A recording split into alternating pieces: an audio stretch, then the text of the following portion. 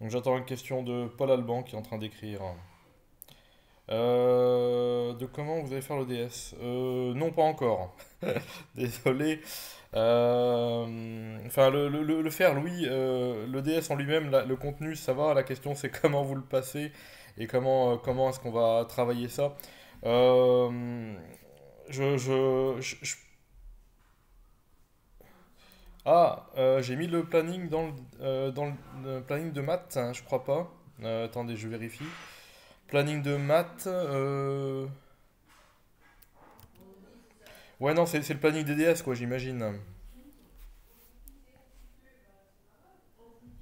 Ouais, ok, tout à fait.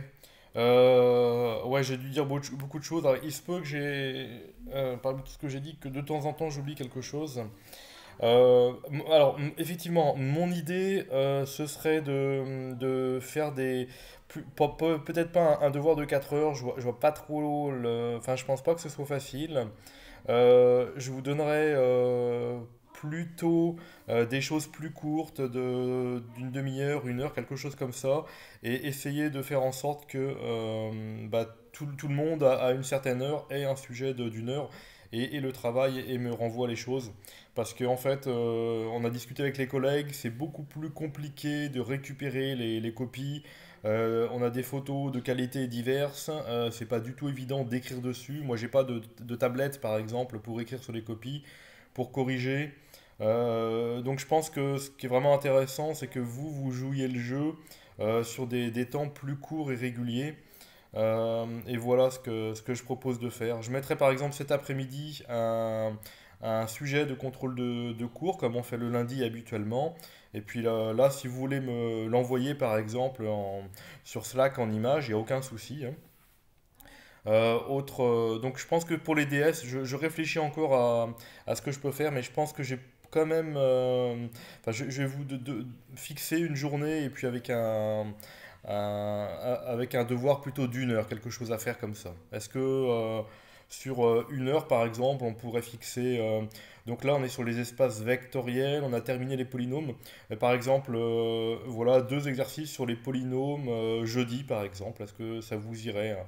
On fait ça en une sorte de devoir jeudi sur les polynômes. Ouais, je pense que ça marche, ouais. Ouais, ça vous va? Et Ok. Madame Simonet disait aussi qu'avec les photos, c'était compliqué. Oui, c'est ça. J'ai discuté avec elle hier et c'est pas évident. C'est pas parfait de toute façon. Euh, Par contre, surtout, n'hésitez pas à me renvoyer quand vous cherchez les exercices de TD, à me renvoyer là où vous bloquez. Hier, j'ai eu des images de trois personnes. N'hésitez pas à m'envoyer régulièrement quand vous bloquez quelque part, quand vous trouvez pas les mêmes résultats, ce que vous avez trouvé, quoi. Voilà. J'attends ce qu'écrivent Paul Alban et Samantha. Où on peut vous envoyer? Alors sur Slack, Samantha, sur Slack, quand tu écris un message, en bas à gauche, il y a un petit trombone. Et donc tu cliques dessus et dans ces cas-là, tu récupères ta photo. Alors si ta photo est sur ton téléphone, bah tu la mets sur ton ordinateur. Sinon, au pire, tu l'envoies directement sur mon numéro de téléphone portable. Voilà. Est-ce que ça te convient?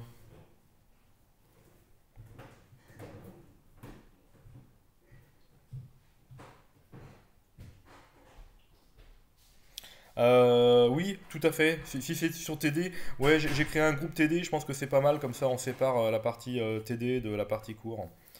Ça me paraît bien. C'est bon pour vous? Ok, merci. D'accord. J'attends Eric. Alors Romain, bonjour. Monsieur, dans la correction de l'exercice 8, j'ai du mal à comprendre pourquoi on ne peut pas affirmer directement que dim de g égale 3 une fois qu'on l'a identifié comme une famille liée. Pourquoi est-on obligé de passer par l'hyperplan alors que ce serait assez clair que la dimension vaut 3? Ok, je reprends l'exercice 3, Romain. Alors attends. Exercice application linéaire, polynôme. Évidemment, je l'ai pas tout de suite. Donc, exercice 8, hein, voilà. Alors, oui, d'accord, ok. Alors que c'est clair qu'il est de dimension 3. Poum. Bah, c'est clair si on le voit comme un noyau de forme linéaire. Là, c'est clair. Euh, ah oui, je pense que tu penses à la famille 1, moins 1, 0, 0, 1, 0, moins 1, 0, etc. Euh, alors, pourquoi est-ce qu'on est obligé de passer par l'hyperplan? Non, non, pas obligé de passer par l'hyperplan. Si vous donnez une base de l'espace, dans ces cas-là, on a la dimension. Mais pour donner une base, il faut être sûr que la famille qu'on a est d'une part libre et d'autre part génératrice. Alors toi, tu as mis lié. Je pense que tu dois penser à libre dans ta deuxième ligne, hein. Donc, il faut quand même vérifier que c'est une base. Donc, effectivement, il faut vérifier qu'elle est à la fois libre et à la fois génératrice. Il y a tout ce travail-là à effectuer. Alors, je repense ce que j'avais écrit en correction. Et quasiment dessus.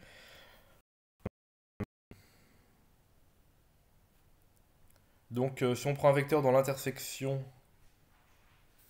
Ah oui, pardon, il fallait démontrer qu'ils sont supplémentaires. Non, c'est pas ça. La dimension de l'espace est 3.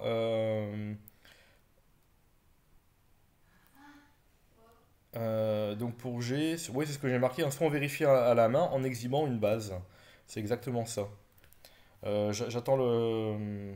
Non, non, enfin, pour justifier la dimension 3, il y a deux méthodes, hein. Enfin, je vois deux méthodes. Soit, alors, elle est de base liée. Une base est libre, hein, pas liée.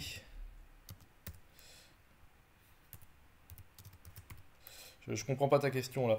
Car on peut écrire un de ces éléments comme une combinaison linéaire des autres. Donc une fois qu'on se débarrasse de ce vecteur, elle devient libre. Euh, Ah oui, d'accord, ok. Si on a une famille, alors il faut une base, donc il faut d'abord une famille génératrice, il faut être sûr d'avoir une famille génératrice. Tu dis, effectivement, si on a un vecteur qui est combinaison linéaire des autres, si on se débarrasse de cette famille, alors est-ce que la famille devient libre? Bah pas forcément, non, non, non. Euh, il faut encore vérifier que la famille obtenue est elle aussi libre. Faut absolument vérifier que la famille est libre, on ne peut pas y échapper. Et donc là, c'est ce que j'ai fait dans la correction de l'exercice 8. Donc je suis dans la partie correction, donc corriger des exercices sur les espaces vectoriels à la page 4 sur 6. Voilà. Donc j'ai mis pour G, il y a deux tirets, hein. Soit on vérifie à la main en exhibant une base, que G c'est vect 2, donc j'ai mis les trois vecteurs. Donc évidemment, les trois vecteurs sont dans G. Et ensuite, donc j'ai écrit que si x, y, z, t appartient à G, alors donc on a x plus y plus z plus t égale 0. Donc on peut écrire la forme générale d'un vecteur x, y, z, t. Et après, quand j'ai écrit que c'est égal à moins y fois 1 moins 1, 0, 0, moins z fois 1, 0, moins 1, 0, moins t fois 1, 0, 0, moins 1, dans ces cas-là, on prouve bien que la famille est génératrice. Et je dis, bon, il est assez clair qu'elle est libre. Alors c'est vrai que j'ai pas fait le calcul. Alors pourquoi est-ce qu'elle est libre, si vous voulez? Ça se voit par exemple la dernière coordonnée. Si vous avez une combinaison linéaire nulle de ces trois vecteurs là, définissant, on espère, une base de G. Donc lambda 1 fois le premier, plus lambda 2 fois le deuxième, plus lambda 3 fois le troisième. Le troisième étant 1, 0, 0, moins 1. Seulement dans le troisième, il y a un coefficient non nul sur la dernière coordonnée, ce qui est moins 1. Donc ça implique que lambda 3 est nul. Puis si on regarde l'avant-dernière coordonnée, c'est grâce au deuxième vecteur, donc là on a un lambda 2 qui est nul. Et puis si on regarde la deuxième coordonnée, il n'y a que lambda 1 qui reste. Et donc seul le premier vecteur a une coordonnée non nulle sur la deuxième composante. Et donc dans ce cas-là, c'est le lambda 1 qui est nul. Donc la famille est libre, ça se fait rapidement, mais il faut quand même dire et libre et génératrice. Donc c'est ce que j'ai écrit, hein, la famille est génératrice et libre, donc on a une base. Alors, En revenant à la définition, j'imagine du coup. Oui, oui, tout à fait. Il faut revenir à la définition de libre et de génératrice. De toute façon, dans ces exercices-là, quand on a une famille libre ou génératrice, il faut revenir à la définition. Pourriez-vous nous envoyer la correction maintenant pour suivre avec un support en plus de l'audio? Euh, ouais, elle y est normalement. J'ai mis la partie 2, la correction, et voilà, c'est ça. Tout à fait. J'ai mis hier. Alors, je me suis arrêté à l'exercice 13 ou 14. Euh, ouais, merci pour autant. Je vois. Merci pour. Non, je me suis arrêté à l'exercice 13 ou 14 parce que justement,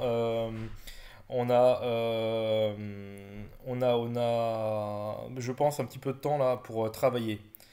Alors, est-ce qu'il y a encore des questions dans ces cas-là sur les exercices 1 à 8? J'attends la. Moi, pour le 8, j'ai pas compris dans votre correction le deuxième tiret avec l'application. D'accord. Ok. Donc, ce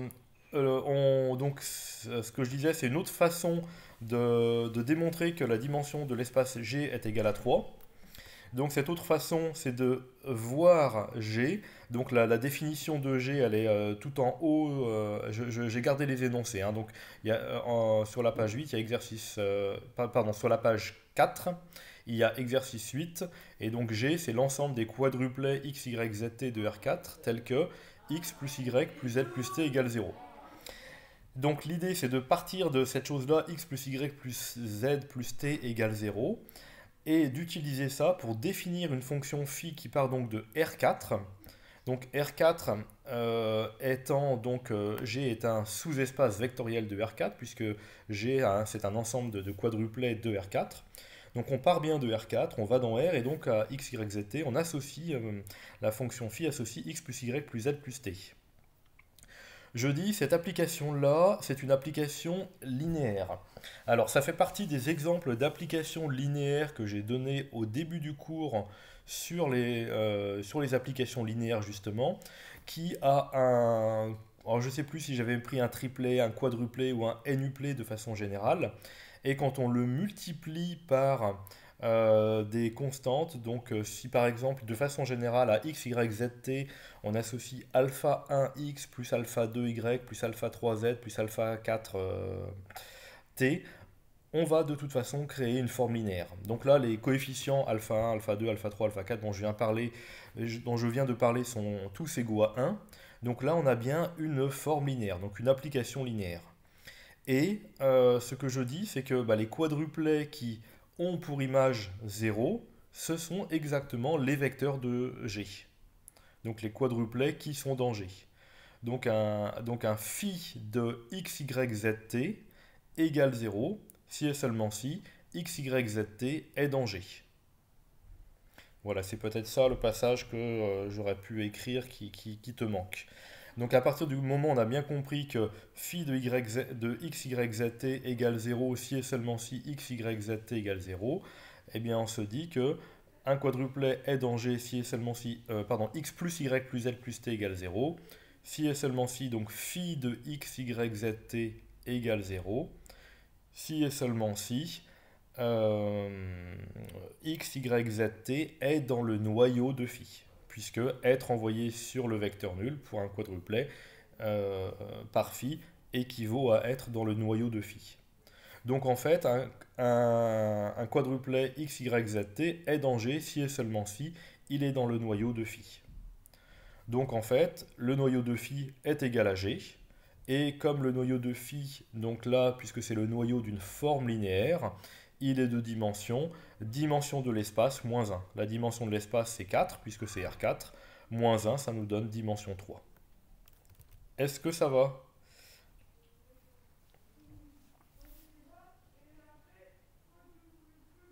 Ah oui, d'accord. Je vois la question de Paul qui est écrite. La notation R1111. Donc ça, une notation pour définir une droite vectorielle. Et donc R1111, R1111, j'écris un petit peu pour changer. 1, j'ai du mal ce matin, voilà, j'y arrive.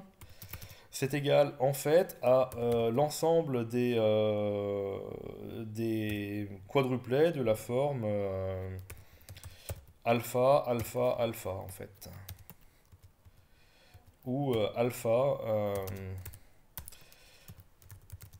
varie dans R. Alors je sais plus comment on fait pour avoir l'attaque, je crois que c'est comme ça, ouais. L'attaque.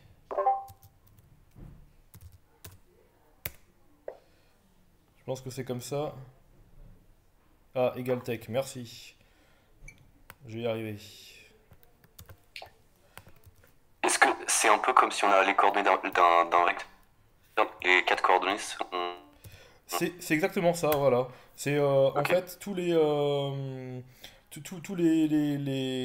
quadruplets, tous les... Ah, il m'a pas mis les accolades. Bon, il y a des accolades normalement à droite du égal, quoi. D'accord, C'est ok. un ensemble. Et donc ce sont tous les quadruplets de la forme 1, 1, 1, 1, 36, 36, 36, 42, Ok, d'accord. voilà, etc., etc. C'est tous ces quadruplets-là. Ouais. Ok, très bien, merci. Je crois qu'il y avait Alice qui écrivait quelque chose, mais Samantha, réexpliquer l'utilisation de l'hyperplan dans l'exercice 8. D'accord, je reprends. Alors, donc, l'intérêt de l'hyperplan, c'est de démontrer très rapidement dans l'exercice 8 que de déterminer très rapidement la dimension de G. Donc, bah, je vais écrire un petit peu. Donc, le noyau de G, en fait, c'est exactement égal au... Non, pardon. Ouais, c'est parce que j'écris en même temps, c'est pas terrible, donc j'arrête d'écrire. L'espace vectoriel G... Moins fort là-haut, s'il vous plaît, merci. L'espace vectoriel G, c'est exactement le noyau de l'application phi.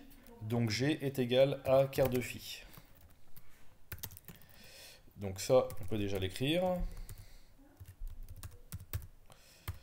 Voilà. Ah oui, évidemment, c'est égal tech. Je vais y arriver. Je reprends doucement. Donc, voilà. À partir de là, une fois qu'on a bien compris cette égalité-là, on regarde le noyau de phi. Et donc, le noyau de phi, phi est une forme linéaire. Et on a vu dans le cours que le noyau d'une forme linéaire était de dimension de l'espace de départ, moins 1. C'est une application directe du théorème d'Urant. Alors pourquoi? Parce que la dimension de l'espace de départ est égale à la dimension de l'image plus la dimension du noyau de phi. La dimension de l'image de phi, c'est R tout entier, donc c'est 2 dimensions 1. Donc la dimension de l'espace de départ 4 est égale à la dimension de l'image plus 1, bah donc la dimension de l'image c'est forcément 3. Voilà. Donc la dimension de l'image c'est la dimension de l'espace de départ moins la dimension du noyau, donc 4 moins 1 c'est 3. Et donc une fois qu'on a l'intérêt, voilà, c'est de décrire G comme le noyau d'une forme linéaire. Et le noyau d'une forme linéaire, on sait rapidement calculer sa dimension. Est-ce que ça va mieux? Ou est-ce que c'est parfaitement clair? Ce serait bien. Ok. Dans l'exemple 3 du cours, pourquoi est-ce que im de phi est soit R, soit 0? Tu peux donner la page, s'il te plaît, Alice? Ah oui, d'accord, ok. Oui, non, j'ai compris, Alice, j'ai compris, c'est bon, merci. L'exemple 3 du cours, donc je reprends le cours sur les espaces vectoriels, ok. Je me mets dessus une petite seconde. Euh, où est-ce que c'est ici? Euh, voilà, j'y suis.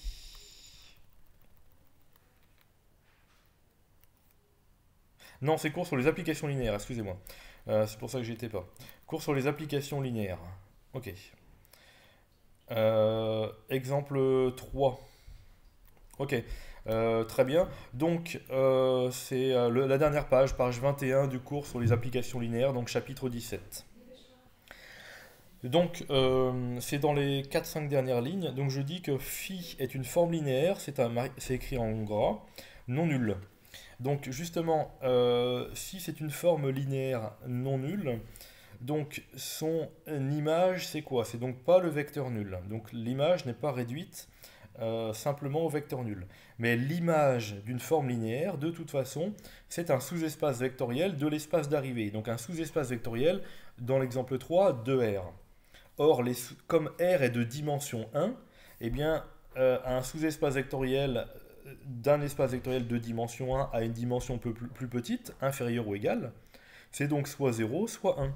Donc si c'est 0, bah, c'est réduit au vecteur nul, l'image. Et si l'image n'est pas réduite au vecteur nul, bah, c'est que sa dimension n'est pas 0.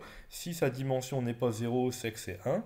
Mais un sous-espace vectoriel d'un espace vectoriel de dimension 1, c'est l'espace vectoriel tout entier. Donc c'est R tout entier.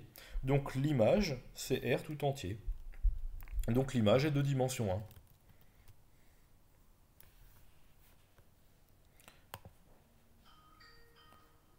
Voilà, j'attends vos retours.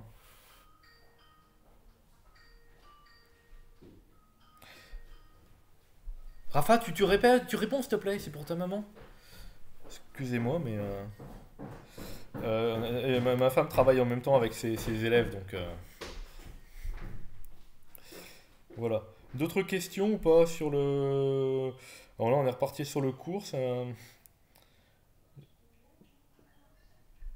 J'attends vos questions.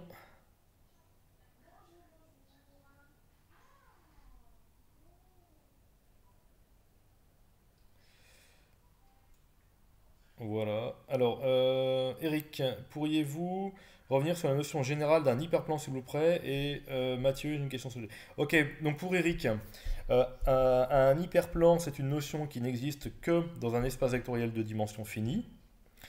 Si un espace vectoriel est de dimension finie, et on va appeler n la dimension de l'espace, n'importe quel sous-espace vectoriel de dimension n-1 est un hyperplan. Un hyperplan, c'est un sous-espace vectoriel de dimension n-1. Donc en fait, un hyperplan, c'est un sous-espace vectoriel d'un espace vectoriel dont la dimension est égale à la dimension de l'espace moins 1. Donc là, dans l'exemple du TD, comme on avait un hyperplan de R4 qui était de dimension 4, eh bien un hyperplan de R4, c'est un sous-espace vectoriel de dimension 3. C'est juste pour donner un nom un peu particulier à certains sous-espaces vectoriels. Ceux qui sont de dimension 1, on appelle ça des droites vectorielles. Ceux qui sont de dimension 2, on appelle ça des plans vectoriels. Et puis 3, on n'a pas trop de nom. Et par contre, si l'espace est de dimension n, bah, dans ces cas-là, les sous-espaces vectoriels de dimension n-1 sont ce qu'on appelle des hyperplans. Voilà. Mathieu, oui? C'est de manière générale, donc pour le 8 et le 9 surtout, quand on a deux sous-espaces vectoriels qui sont, enfin pour démontrer qu'ils sont supplémentaires, Oui. est-ce qu'on peut faire par analyse synthèse? Oui, alors, j'ai déjà eu cette question-là. C'est-à-dire, tu veux écrire quoi? Vas-y. Tu supposes qu'ils sont... explique-moi comment t'as rédigé les choses, en fait, dans ces cas-là. J'ai supposé qu'il est, donc pour le 8, Oui. Y et Z qui appartiennent à F ou à G, tels que X est égal à Y plus Z, avec X qui appartient à eux, pardon. Et après, je démontre en fait euh, que les deux en fait sont uniques et peuvent s'écrire enfin, de manière unique. Après, on a forcément un supplémentaire. D'accord, ok. Ok, donc Ok, donc... ouais, donc tu prouves Tu prouves... ok, tu supposes qu'il existe une écriture, tu prouves d'abord l'unicité de l'écriture, et après tu dis, bah en fait cette écriture elle convient bien parce qu'on a bien un vecteur qui est dans F et bien un autre qui est dans G, c'est ça? Oui, c'est ça. Ouais, ouais, très bien. Aucun souci, c'est très bien. Ouais, ouais, tout à fait. Et donc là, ça revient à revenir à la définition de sous-espace vectoriel supplémentaire. Donc effectivement, c'est vrai que moi, mais c'est une question personnelle d'habitude. Plutôt l'habitude, souvent je regarde l'intersection des espaces et puis la dimension. Mais c'est vrai que si vous arrivez à prouver que il existe une décomposition d'un vecteur de E comme somme d'un vecteur de grand F et d'un vecteur de grand G, pardon, et d'un vecteur de grand G, et qu'en plus cette décomposition est unique, c'est très bien. Ou alors ce que vous pouvez faire aussi, c'est prouver l'existence de la décomposition. Vous dites, bah voilà, j'ai une décomposition, donc on a bien E égale F plus G, mais pour démontrer en plus que la somme est directe, soit vous le faites comme tu as fait, c'est-à-dire prouver l'unicité de la décomposition, soit vous le faites en prouvant que l'intersection des deux espaces est réduite au vecteur nul. Donc c'est une autre façon de faire aussi, c'est-à-dire on fait à moitié comme ce que je fais, à moitié comme ce que tu fais, c'est-à-dire l'existence de la décomposition, donc le caractère un peu générateur de f plus g, le fait que f plus g égale e, c'est l'existence de la décomposition, et on ne montre pas l'unicité, mais on remplace l'unicité de la décomposition par le fait que f inter g est réduite au vecteur nul. Donc on peut faire un mix comme ça des deux, mais si vous prouvez l'unicité de la décomposition par analyse et puis par synthèse vous prouvez l'existence de la décomposition, c'est très bien aussi.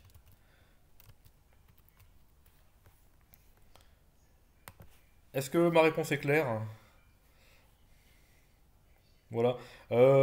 N'hésite pas, Mathieu ou quelqu'un d'autre, à envoyer une rédaction là-dessus. Dans ces cas-là, ça peut servir à tout le monde, hein, peut-être dans la partie TD là, des différents, je sais plus, canaux, comment ça s'appelle là sur Slack, des différents canaux, oui, c'est ça, de Slack. Merci. Autre question? Ou alors on passe aux exercices suivants, comme vous voulez. Il y a Rick qui écrit, donc j'attends un petit peu.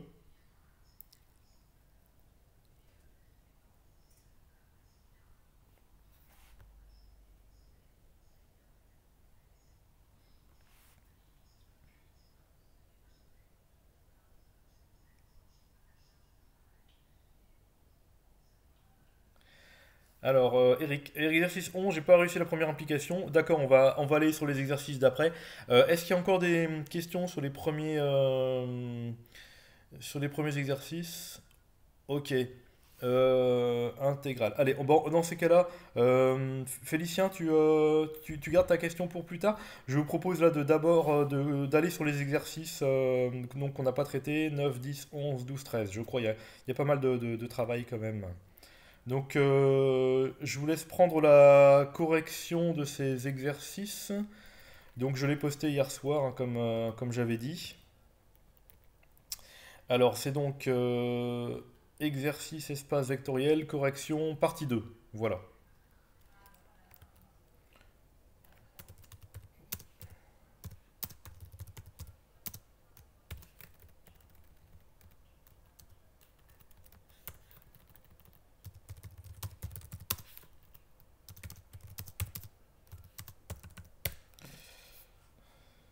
C'est parti pour tout le monde? Allez, Corentin. Oui, je matrice. Ok, c'est parti. Allez. Alors, l'exercice 9. Donc, je reprends l'énoncé. Donc, on a l'espace E, c'est l'espace des polynômes. Alors, R de X, attention, hein, c'est un espace vectoriel qui n'est pas de dimension finie. Voilà, donc on parle d'espace vectoriel de dimension infinie dans ces cas-là, tout simplement. Le noyau, c'est R. Et donc, on a un polynôme A non nul, et F est l'ensemble des AP, où P appartient à R. Il faut montrer que F est un sous-espace vectoriel de E. Ça, c'est pas très difficile. Et après, déterminer un supplémentaire. Ça, c'est plus subtil. Donc, pour démontrer que c'est un sous-espace vectoriel, bon, bah, on le fait classiquement. Premièrement, il est non nul parce que l'élément nul de R de X, c'est-à-dire le polynôme nul, eh bien, c'est bien un élément de F parce qu'un élément de F doit s'écrire sous la forme AP.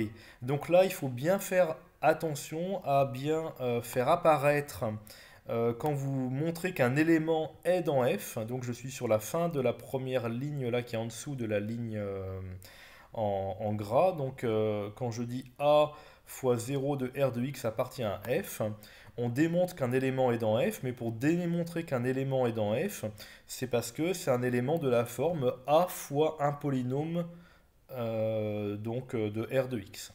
Donc là, on a bien A fois un polynôme de R de X, c'est 0 qu'on a bien réussi à écrire comme ça, donc le polynôme nul est bien dans grand F. Alors maintenant, donc là, on a grand F qui est non vide, on démontre qu'il est stable par combinaison linéaire, donc j'ai pris Q1, Q2, deux polynômes de grand F, lambda et mu dans R2, on traduit ce que c'est que pour Q1 et Q2 être dans grand F, donc Q1 c'est AP1, donc il existe un polynôme P1 tel que Q1 égale AP1, et de même Q2 égale AP2, où P1 et P2 donc, sont dans R de X. Et donc on regarde la combinaison linéaire, lambda Q1 plus mu Q2. Et donc ça va donner lambda AP1 plus mu AP2. On transforme cette écriture, on veut arriver à un élément de F. Donc si on veut arriver à un élément de F, il faut arriver à la fin à A fois quelque chose. Et donc là, c'est A fois lambda P1 plus mu P2. Voilà, et donc c'est le lambda P1 plus mu P2, bon, que j'ai rappelé P' pour l'occasion, et qui est un polynôme. Donc on a bien A fois un polynôme, donc c'est bien un élément de F. Donc la combinaison linéaire est bien dans F, donc F est bien stable par... alors, on pouvait écrire... donc, Charles, ta question, c'est est-ce que... Alors, avec P1 et P du... C'est-à-dire que tu as écrit... est-ce que tu as écrit lambda AP1 plus mu AP2, c'est ça? Oui, ouais, tout à fait, on peut faire ça.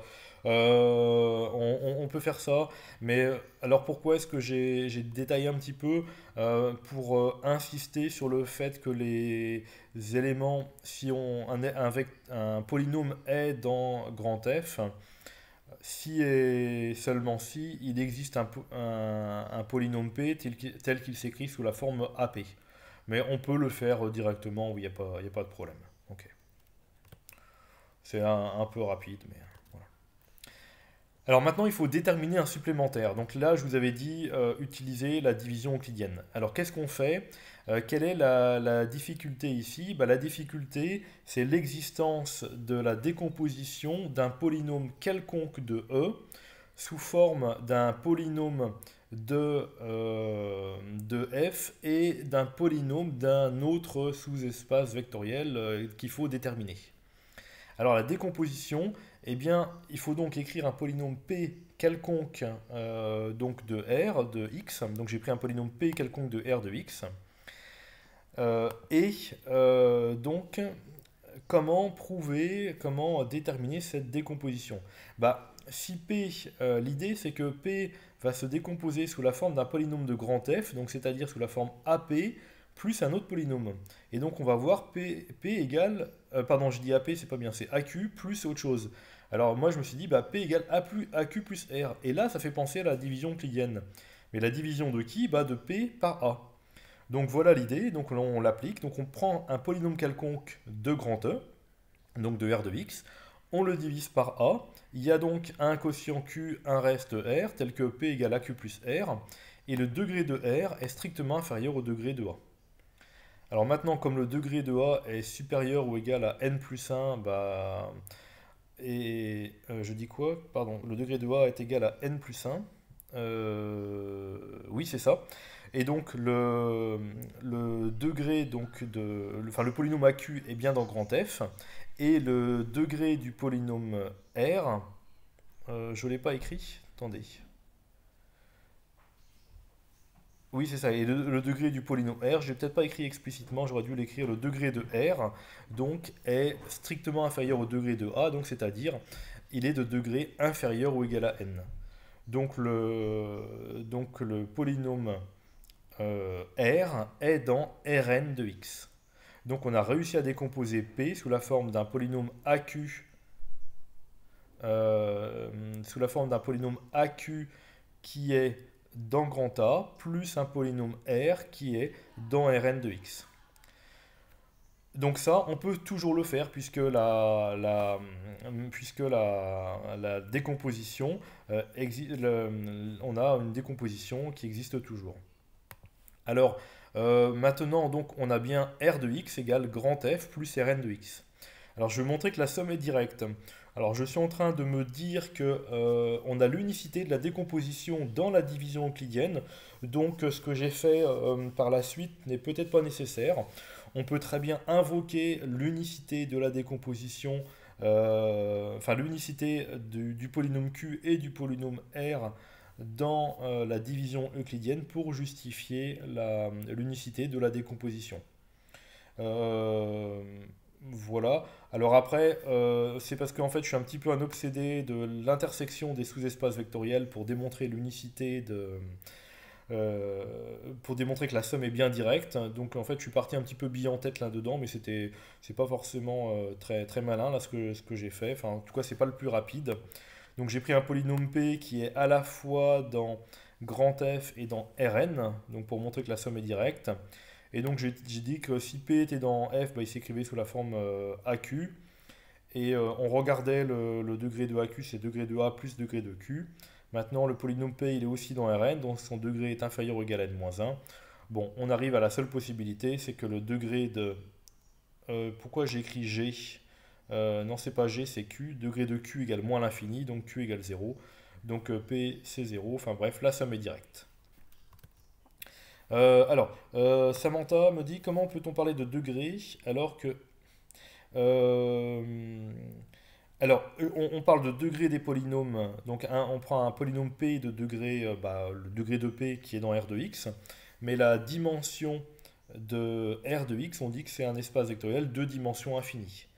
Mais là, il n'est pas du tout question, pour justifier l'unicité de la décomposition, d'utiliser la dimension des espaces, parce que là, on est en dimension infinie. Donc l'existence de la dimension, ça a été fait via la division euclidienne. L'unicité, c'est soit on dit bah il y a des unicités dans la division euclidienne, donc c'est terminé, ça aurait été plus malin, soit on fait ce que j'ai fait, c'est-à-dire on cherche à regarder l'intersection des deux sous-espaces vectoriels. Soit on peut peut-être faire aussi à la main et supposer qu'il y a deux décompositions, écrire que ces deux décompositions, donc écrire A sous la forme, écrire P sous la forme AQ plus R, et puis écrire que P égale AQ' plus R', et puis un petit peu comme dans le cours, prouver que Q' égale Q et R' égale R. Alicia, une question peut-être, j'attends. Pourquoi on pose degré de A égale n plus 1? Parce que, en fait, l'idée, si tu veux, c'est de donner un nom au degré de A. Alors, j'aurais très bien pu poser degré de A égale n, et dans ces cas-là, le supplémentaire, ça aurait été R indice n-1 de x. Donc c'est juste pour tomber pile sur R indice n de x que j'ai appelé degré de A égale n plus 1. Voilà, c'est juste pour ça. Mais après, si tu l'appelles petit a, bah, dans ces cas-là, le supplémentaire, ça aurait été R indice A-1 crochet X. Voilà, je vois qu'Alicia a l'air contente de la réponse. On continue. Des questions encore sur cet exercice-là ou pas? Ou c'est bon? J'attends Nicolas peut-être qui pose une question.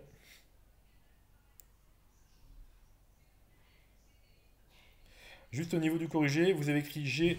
Oui, oui, tout à fait. Oui, oui, c'est ce que j'ai dit. Oui, oui. Il l'a dit. Ouais, mais est-ce que le son est très bon pour vous ou pas? Petite question d'ailleurs. Est-ce que deux, trois personnes peuvent me répondre pour le son?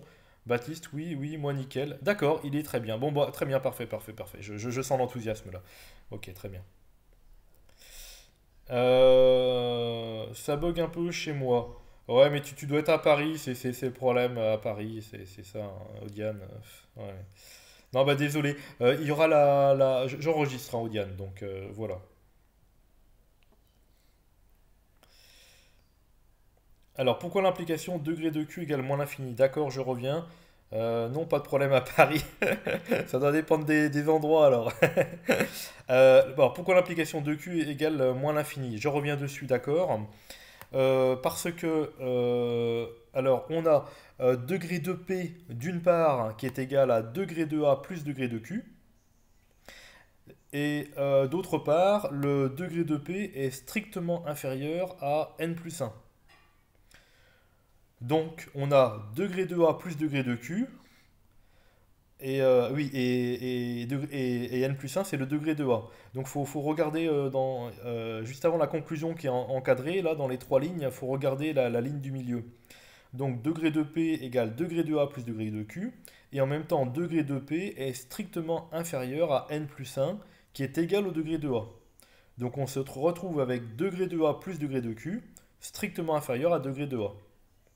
Bon, bah, la seule possibilité pour avoir degré de A plus degré de Q est strictement inférieur à degré de A, c'est que le degré de Q, c'est moins l'infini. C'est bon? Ok. Est-ce qu'on passe à encore une question ou pas sur l'exercice 9? Si vous me dites oui, j'y réponds, sinon on passe au 10. Exercice 9 une fois, exercice 9 deux fois. Passons, ok. Oui, Baptiste alors?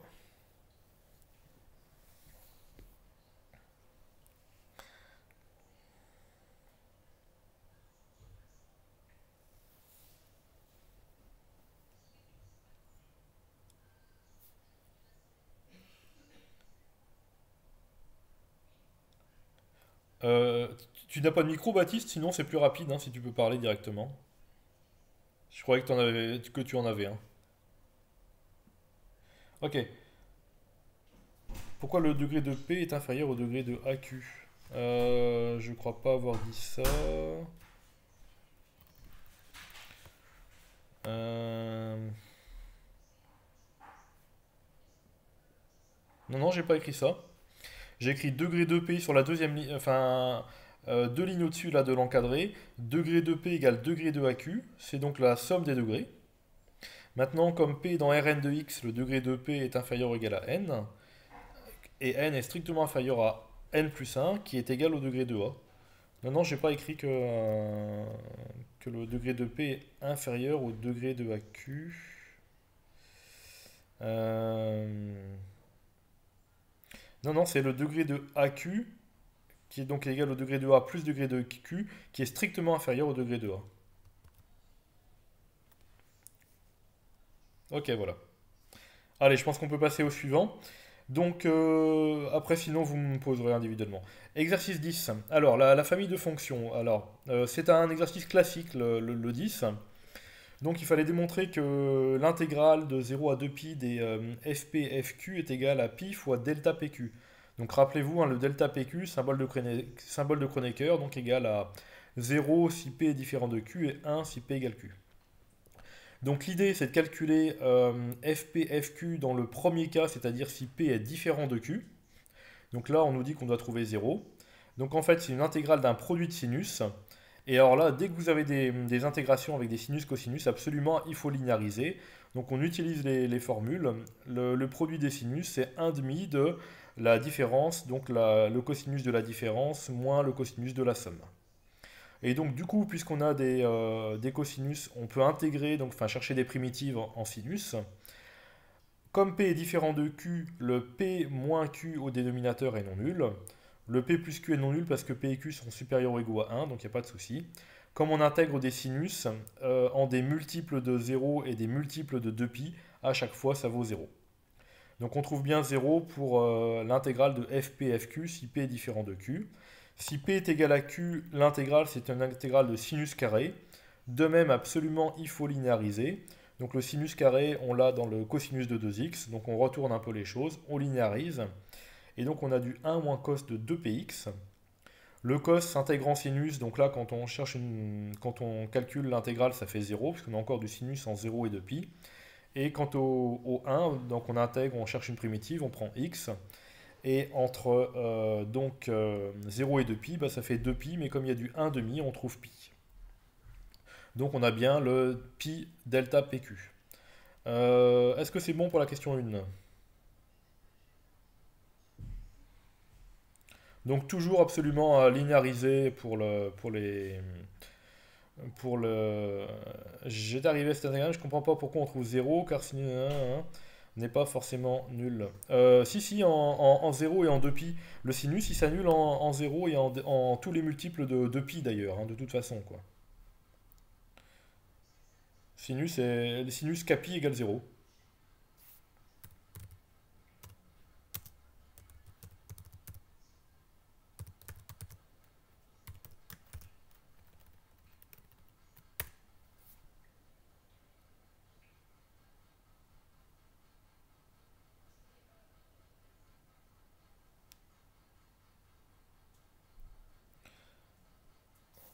Bah, peu importe, 2pi, 3pi, 4pi, le p moins q fois 2pi, c'est un multiple de pi, c'est de la forme capi.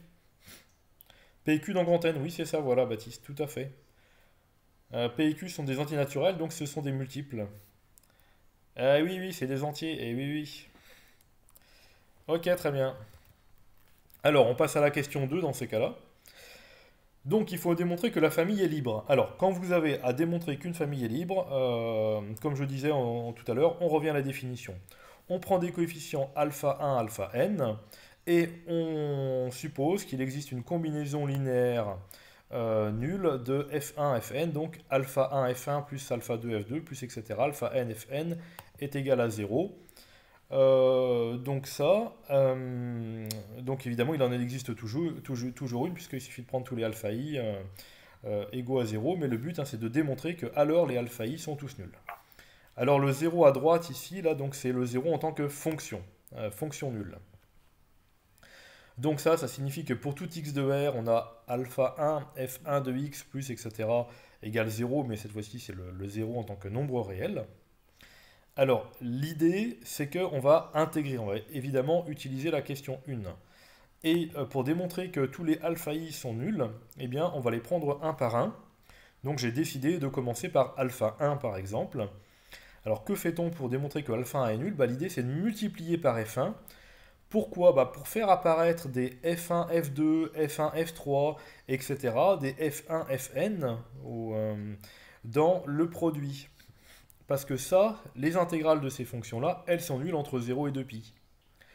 Donc, on a f1, f1, donc c'est-à-dire f1 au carré qui apparaît devant, donc on a du alpha 1, f1 au carré, etc. On intègre ensuite entre 0 et 2pi. L'intégrale de la somme, c'est la somme des intégrales. À droite, c'est l'intégrale de 0, ça vaut 0.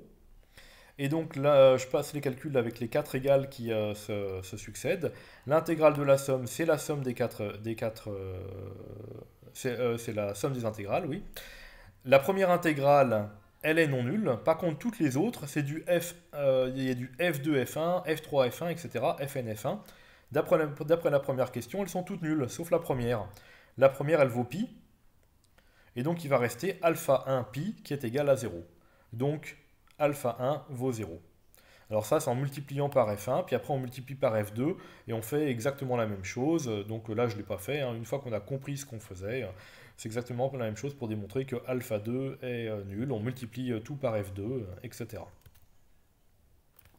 Est-ce que ça va pour cette deuxième exercice, cette partie 2 qui est un petit peu plus subtile? Donc il fallait penser, bien utiliser la première partie. Est-ce que c'est compris?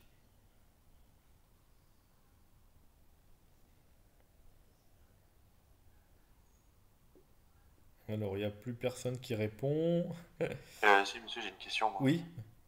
Est-ce qu'on pouvait, au lieu de multiplier par f1 de x, est-ce qu'on pouvait directement multiplier par fk de x? Après, ça généralise directement pour tous les Oui, tout à fait. Oui. lambda k. Ouais, tout à fait. Multiplié par fk de x, et dans ces cas-là, ça va, donc il va rester un pi. Un lambda k pi qui vaut 0, et donc voilà, lambda k vaut 0. bien sûr, ouais, tout à fait. Oui, oui. D'accord. C'est juste que j'y suis allé un petit peu tranquille là, voilà. Ouais. Ok. Merci. C'est bon? Ok. Des questions là-dessus ou pas, ou on passe à la suite?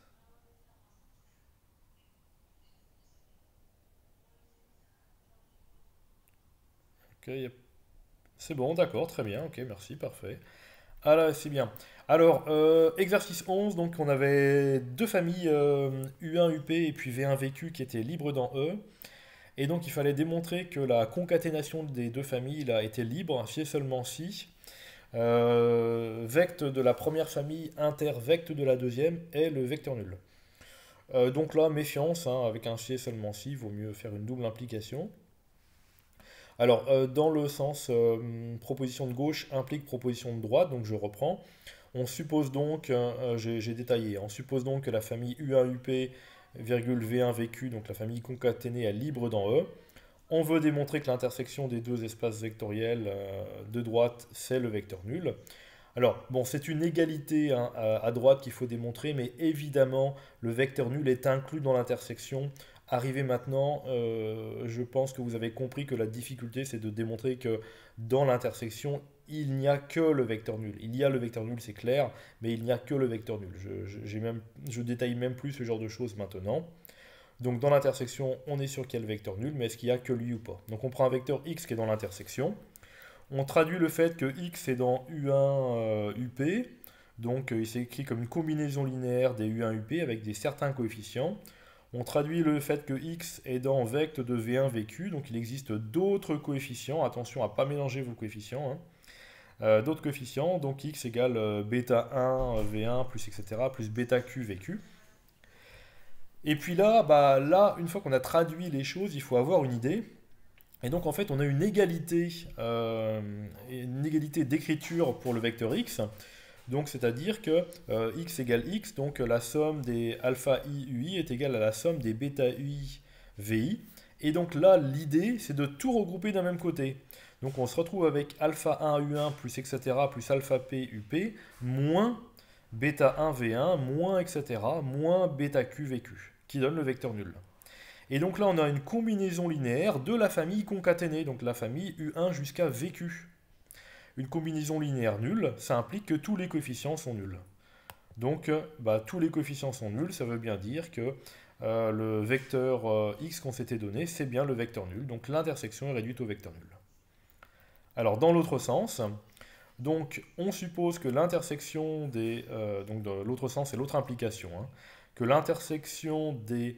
deux espaces vectoriels engendrés, donc l'un par U1 UP et l'autre par V1 VQ, est réduite au vecteur nul. Et il faut montrer que la famille concaténée, donc U1 jusqu'à VQ, est libre. On fait ça proprement à la main. On prend des coefficients, donc je les ai appelés alpha 1 jusqu'à alpha P plus Q. Donc des coefficients tels qu'on a une combinaison linéaire de la famille concaténée qui est nulle. Il faut démontrer que la famille est libre, donc il faut démontrer que tous les coefficients de alpha 1 jusqu'à alpha p plus q est nul. Alors, eh bien, puisque cette fois-ci, donc on a une combinaison linéaire nulle, l'idée cette fois-ci, c'est de séparer, c'est un petit peu les contraires que dans l'autre implication, on va séparer l'écriture, on va laisser d'un côté les U1 UP et puis de l'autre les V1 VQ. La combinaison linéaire des U1 UP appartient justement à vecte de U1 UP. On a une égalité avec une combinaison linéaire des vecteurs V1 et VQ, qui est donc un vecteur de vecte de V1 VQ. Donc on a ces deux vecteurs-là, le alpha 1 U1 plus etc. plus alpha P UP qui a une autre écriture, est donc un vecteur de l'intersection de vecte de U1 UP et de vecte de V1 VQ. Et donc c'est le vecteur nul. Donc si c'est le vecteur nul, ça veut dire que alpha 1 U1 plus etc. plus alpha P UP est le vecteur nul. Et ensuite, on utilise la liberté de la famille U1 UP pour en déduire que tous les alpha i sont nuls. Et puis on fait pareil de même avec les VI et puis les coefficients alpha P plus 1 jusqu'à alpha P plus Q qui sont tous nuls parce que la famille V1 VQ est elle aussi libre. Donc finalement, on a prouvé que tous les coefficients de alpha 1 à alpha p et de alpha p plus 1 à alpha p plus q étaient tous nuls. Donc la famille concaténée est bien libre. Est-ce que ça va ou pas? Les deux x ne correspondent pas à la même combinaison linéaire. Oui, c'est ça. C'est-à-dire que le premier x, en fait, le vecteur x, comme il est dans vecte de U1 UP, il s'écrit comme une combinaison linéaire de U1 UP. mais le x est aussi dans vect de v1 vécu. Donc il s'écrit aussi comme une combinaison linéaire de v1 vécu, avec des bêta i cette fois-ci. Donc le vecteur x, il a deux écritures possibles. C'est pas un problème, hein, c'est un seul et même vecteur, mais il a deux écritures. L'une comme une combinaison linéaire des vecteurs de U1 UP et l'autre comme une combinaison linéaire des vecteurs de V1 VQ. Mais justement, puisqu'il a deux écritures, bah, ces deux écritures-là, ces deux combinaisons linéaires, l'une des UI et l'autre des VI, sont celles d'un même vecteur. Donc on fait la différence, et la différence, c'est le vecteur nul.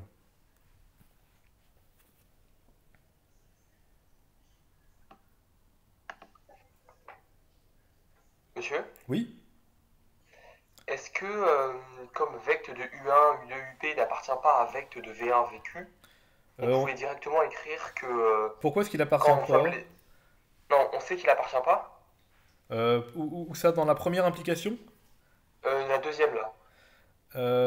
Vec. L'intersection entre les deux est nulle, donc vect de U1, UP n'appartient pas à vect de V1, VQ. Oui, d'accord. Et du coup, est-ce que, avec la ligne qui est juste au-dessus, alpha 1 U1 plus alpha P UP plus alpha P plus 1 V1 plus alpha P plus Q VQ égale 0, Oui. on peut directement dire que alpha 1 U1 plus alpha P UP est nul et puis l'autre aussi. Comme l'un n'est pas combinaison linéaire de l'autre. Euh... ah, Ça me paraît un peu bancal. Euh, Tu dis, on a toute la combinaison linéaire, on a l'un. Bah, le premier terme n'est pas combinaison linéaire du deuxième et vice-versa. Ouais, mais. Ouais, mais il est pas. Le alpha 1 U1 plus alpha PUP en fait. Oui. Bah. Il est pas dans vect de V1 VQ, c'est ça? Oui. Bah si, parce que dans vect de V1 VQ, il y a le vecteur nul. Donc, Oui, c'est le seul cas. ouais. Il faut quand même. Il faut. Ah oui, c'est le seul cas possible, ouais, c'est ça que tu veux dire. Oui, Euh, qui n'est pas forcément intéressant. Bah si, mais c'est exactement ce que j'écris dessous en fait, hein, mais c'est ce que je détaille, c'est-à-dire que le alpha 1 U1 plus alpha PUP est égal à moins alpha P plus 1 V1 moins etc. alpha P plus Q VQ. Ça veut bien dire que le alpha 1 U1 plus alpha PUP est dans vect de V1 VQ, c'est ce que j'écris après, mais il faut faut le détailler quoi. En fait, il faut dire qu'on a un vecteur qui est dans l'intersection des deux. De toute façon, il faut faire apparaître clairement l'hypothèse, et l'hypothèse c'est que l'intersection des deux espaces vectoriels, donc vect de U1UP et vect de V1 VQ, est le vecteur nul. Donc il faut faire apparaître clairement un vecteur qui est dans cette intersection, quoi. Ok, merci. Ouais, c'est pas. Sinon, ça me paraît un petit peu bancal, quoi, pas très très clair. D'autres questions ou pas sur cet exercice? Sinon, on passe à la suite. En attendant de voir s'il y a des questions, donc vraiment écrire les choses proprement. Si effectivement c'est pas très très net, vraiment les démonstrations en algèbre sont vraiment des démonstrations souvent très très propres. Il y a assez peu de façons différentes de comment dire. Enfin, on a souvent des raisonnements extrêmement clairs en algèbre, contrairement à l'analyse où des fois on est il y a un petit peu de sous-entendu. Là, c'est souvent beaucoup plus propre. Donc, rendez bien propre vos rédactions, quoi. Voilà. Et pareil, si vous avez des hésitations, n'hésitez pas à les poster hein, sur Slack. Bon, bah, je vois qu'il n'y a pas de questions, on passe à la suite. Pour l'exercice 12, alors c'est un classique, il faudra même considérer que le résultat de l'exercice 12 est un résultat quasiment acquis. Voilà. Donc ce qu'on a dans l'exercice 12, c'est une famille de polynômes et les degrés de ces polynômes sont dans un ordre strictement croissant. Et donc dans ces cas-là, il faut démontrer qu'on a une famille libre de polynômes. Donc pour démontrer qu'on a une famille libre, bon, à nouveau, on prend une combinaison linéaire des polynômes. Et puis donc là l'idée c'est de regarder les degrés. Et donc la combinaison linéaire des polynômes, donc lambda 0, P0 plus lambda m, Pm, bah, là-dedans, celui qui est de plus haut degré, c'est le Pm. Donc, le degré de cette combinaison linéaire, bah, c'est le degré de lambda m, Pm. Mais normalement, c'est le degré du polynôme nul, c'est donc moins l'infini. Et donc la seule possibilité, c'est que le lambda m, donc le coefficient du polynôme de plus haut degré, soit nul.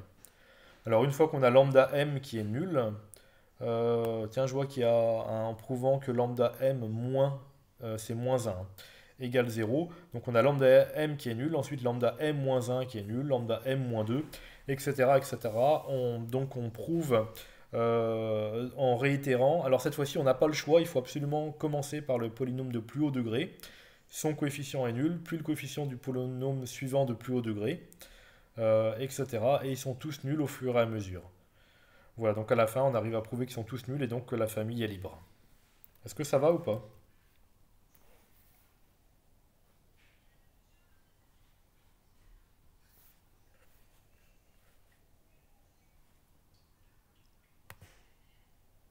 Oui, je vois pas le qui écrit.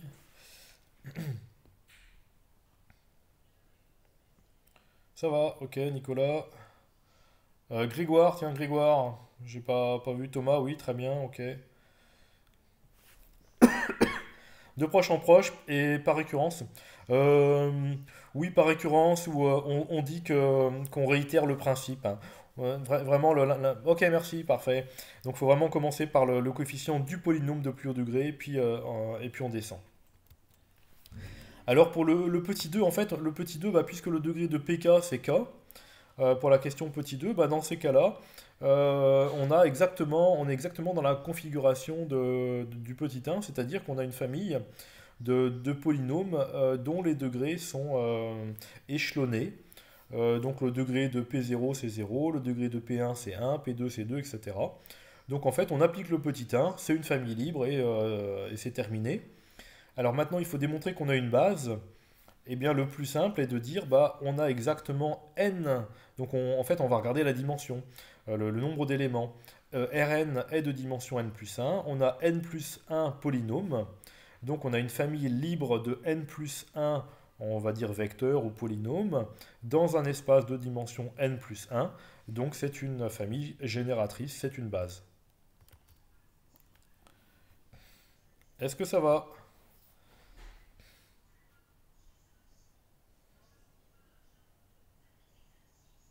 Ok, très bien.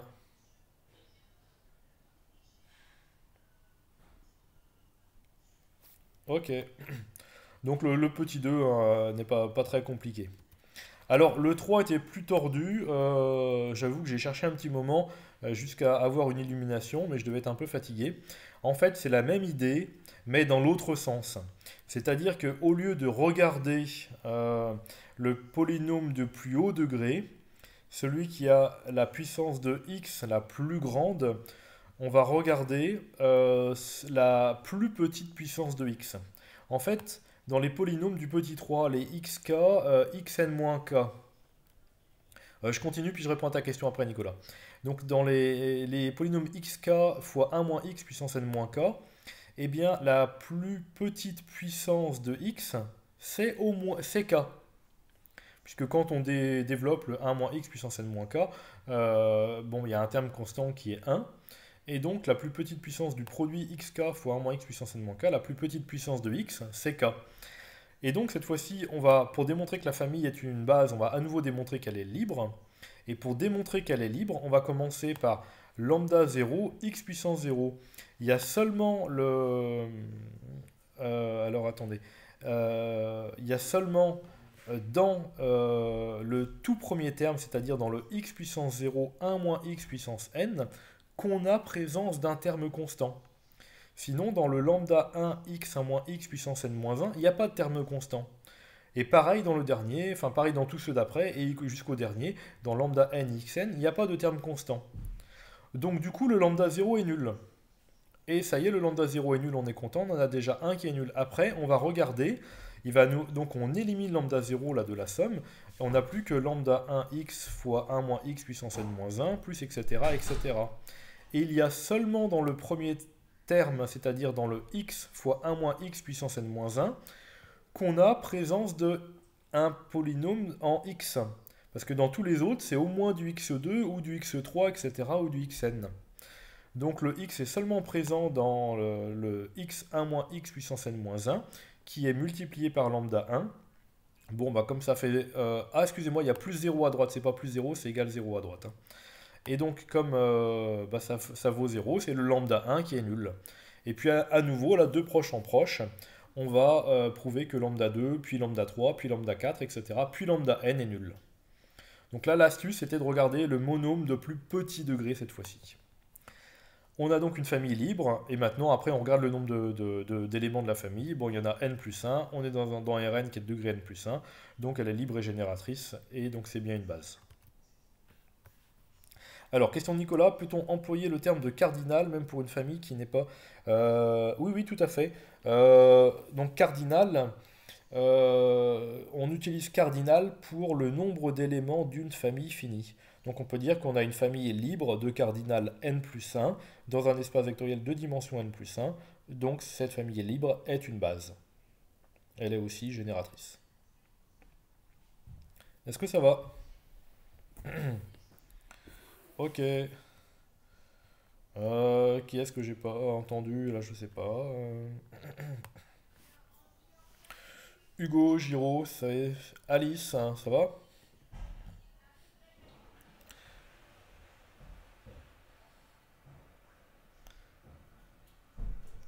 C'est bon, ça va, merci. Ok, très bien, bon, super.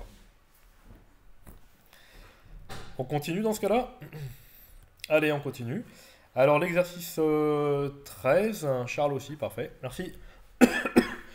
Alors, l'exercice 13, on était à nouveau dans R4. Ah oui, et on a... donc, il faut démontrer la... Donc là, c'est des exercices un petit peu à la main. Déterminer les dimensions des espaces vectoriels, donc la dimension de F. Alors, si j'ai pas fait de bêtises dans mes calculs, donc, on va vérifier si... ouais, exactement, c'est ça, c'est des maths à la papa, on fait ça à la main, quoi, voilà. Donc, on prend des coefficients, puis on écrit. Donc, si vect de... Donc, on veut savoir si la famille est libre ou pas, donc si la famille ABC est libre. Donc, on prend trois coefficients, et on suppose que la combinaison linéaire de des vecteurs A, B et C avec les trois coefficients alpha 1, alpha 2, alpha 3 est nul. Et puis donc, bah, ça veut dire que la première composante est nulle dans alpha 1A plus alpha 2B plus alpha 3C. La première composante, c'est alpha 1 fois la première composante de A plus alpha 2 fois la première composante de B. Et donc ça nous donne une première équation qui est alpha 1 plus alpha 2 plus 2 alpha 3 qui est nulle. Et puis pareil, hein, si alpha 1a plus alpha 2b plus alpha 3c est nul, ça veut dire que la deuxième composante est nulle, ça nous fait une deuxième équation, la troisième composante est nulle, une troisième équation, la quatrième composante est nulle, une quatrième équation. Bref, on a quatre équations, un système de quatre équations qui sont linéaires. Donc là, un grand coup de pivot, pareil, on fait un pivot proprement. Et donc, sauf erreur de ma part, mais donc j'ai trouvé alpha 1 égale alpha 2 égale alpha 3 qui est égal à 0. Donc, on prouve bien comme ça que la famille est libre. Donc du coup, si la famille est libre, il y a trois vecteurs, c'est un espace vectoriel de dimension 3. Pour G, G c'était vecte de DE. Là, on n'a que deux vecteurs. Donc, quand on n'a que deux vecteurs, donc là, je le dis, il n'y a pas besoin de passer par là. Deux vecteurs sont libres si et seulement si ils sont non collinaires. Donc là, c'est le cas, ça saute aux yeux. Donc la famille DE est libre, donc la dimension de G, c'est 2. Est-ce que c'est bon là pour les calculs jusque-là? Ok, parfait. C'est bon, super, merci. Ok, merci, très bien, on continue alors. Hop, j'attends deux réponses, voir si c'est une question, mais je sais pas trop.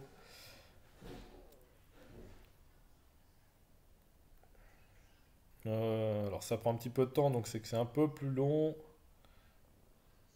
Ou alors c'est peut-être juste le temps que les messages m'arrivent, en fait, c'est possible aussi. Hein. Parce que des fois j'ai l'impression que vous mettez une minute pour écrire oui, donc je pense pas que ce soit tout à fait ça. Romain a toujours des questions en réserve. Ouais, ouais, ouais, tout à fait. C'était la question sur l'intégrale? Non, c'était pas Romain, ça, c'était... Ah non, c'était Félicien. Ah, j'ai raté un truc alors peut-être. Tu vois pas pourquoi il faut étudier la liberté pour avoir la dimension? Bah, la question c'est est-ce que ok, bah, la dimension de la famille, comment la voir en fait? La dimension de l'espace. L'espace est engendré par une famille. Donc du coup, soit ta famille elle est libre et dans ces cas-là c'est gagner cette dimension 3, soit ta famille est liée, mais on va voir un petit peu plus loin que en fait la façon dont elle est liée permet de déduire la dimension de l'espace. Puisque en fait on a, alors ça c'est tout à la fin du cours sur, je crois, les espaces vectoriels. J'ai fait un petit retour,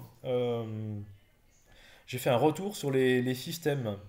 Et donc, on a démontré que le rang d'un système était égal à P, le nombre d'inconnus, moins la dimension de l'espace des solutions. Donc, si on a la dimension de l'espace des solutions, ce qu'on sait faire en résolvant un système, alors dans ces cas-là, on en déduit le rang d'un système. Et le rang d'un système, c'est exactement le rang de la famille, donc la dimension de l'espace vectoriel engendré par la famille. On va revenir dessus de toute façon dans la question suivante, qui est la question de l'intersection. Le théorème de Grassmann, est-ce qu'on aurait pu l'utiliser là? Oui, tout à fait, Alice, effectivement, voilà, c'est ça. Puisque là, on a la dimension... alors, ah oui, oui, oui, tout à fait, hein. On aurait pu utiliser Grassmann, c'est vrai que là, je l'ai fait à la main, c'était beaucoup plus efficace. La dimension... Ah oui, non, pardon. Pour utiliser Grassmann, il faut avoir donc la dimension de f plus g est égale à la dimension de f plus la dimension de g moins la dimension de l'intersection. Là, on a la dimension de f, on a la dimension de g. Alors, si tu veux utiliser à ce moment-là la dimension... pardon, si tu veux utiliser maintenant Grassmann, dans ces cas-là, Alice, c'est une très bonne idée. Mais dans ces cas-là, il faut connaître la dimension de f plus g. Alors effectivement, moi j'ai préféré chercher la dimension de l'intersection, mais on aurait très bien pu vérifier par exemple que f plus g engendrait l'espace grand E tout entier, donc engendrait un espace de dimension 4. C'est-à-dire que par exemple on prend les trois vecteurs A, B et C de grand F, et puis si on rajoute par exemple D ou E, alors j'espère, normalement, il doit y en avoir au moins, il y en a un des deux qui n'est pas dans vect de ABC. Et donc dans ces cas-là, on engendre un espace vectoriel de dimension 4. Donc la somme grand F plus grand G est égale à grand E. Et dans ces cas-là, on a la dimension de F plus G. Est-ce que c'est clair, Alice, et puis les autres, ce que je viens de raconter? Donc, dans Grassmann, il y a la dimension de la somme et la dimension de l'intersection. Moi, j'ai préféré calculer la dimension de l'intersection, mais on aurait très bien pu calculer la dimension de la somme. De toute façon, il y a 4 termes dans Grassmann, donc il faut en calculer 3 pour avoir le quatrième. Elise était en train d'écrire. Ok, d'accord, très bien. Alors donc moi, donc j'ai préféré, je reprends mon corrigé, j'ai préféré regarder la dimension de l'intersection. Donc j'ai pris un vecteur x qui était dans l'intersection f inter g. Filé dans f, il s'écrit comme une combinaison linéaire de a, b et c. Ouais, j'ai mis un petit x, ça a eu une faute de frappe aussi là. A, b et c avec des coefficients alpha i. Et il est combinaison linéaire de d et e avec des bêta 1 et bêta 2 comme coefficients. Et donc à nouveau, puisqu'il y a une égalité de ces deux vecteurs, alpha 1a plus alpha 2b plus alpha 3c, c'est c, hein, c'est pas x, on fait la différence des deux. La différence des deux, c'est le vecteur nul. Et donc on regarde les 4 composantes. Ça nous donne à nouveau un système de 4 équations, mais avec 5 inconnus cette fois-ci. Alors j'ai résolu ce système, et donc on se retrouve avec un système de rang 1.